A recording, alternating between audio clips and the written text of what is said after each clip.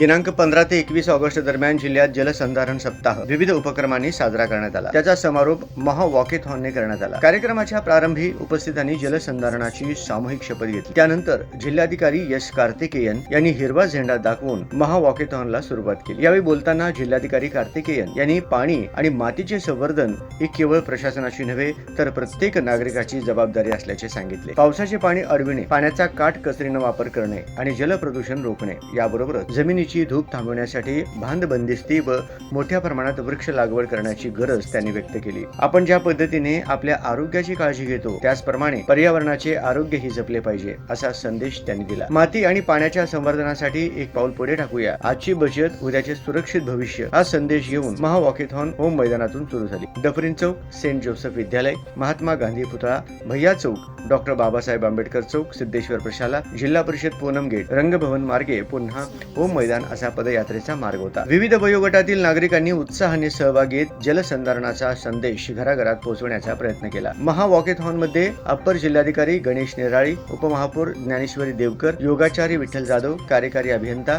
रामचंद्र क्षीरसागर, जिल्हा परिषदेचे कार्यकारी अभियंता सप्ताळे यांच्यासह विविध विभागांचे अधिकारी कर्मचारी सहभागी झाले। दयानंद महाविद्यालय, संगमेश्वर महाविद्यालय, राष्ट्रसंत तुकडोजी महाराज, नेहरू नगर माध्यमिक प्रशाला, NK orchid college, Mangalwedhekar institute, Vasantrao Naik माध्यमिक विद्यालय, स्नेह निकेतन कुमठे प्रशाला आदी शैक्षणिक संस्थातील विद्यार्थीही मोठ्या संख्येने सहभागी झाले।